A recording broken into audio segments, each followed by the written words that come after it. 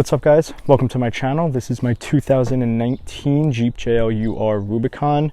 It's on stock tires and wheels, 33 KO2s, stock suspension, stock bumpers, and then pretty much after that, all aftermarket stuff. I do have the 2-inch Mopar lift that I will be installing hopefully this weekend, and I have 37-inch KO2s that I will be installing with that as well.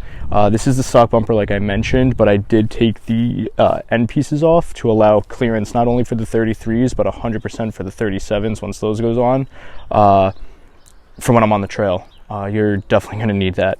I love the steel bumper stock, front and rear. This is awesome because it also came with the the winch plate already ready to go, and as you can see I have my worn VR8S winch already installed.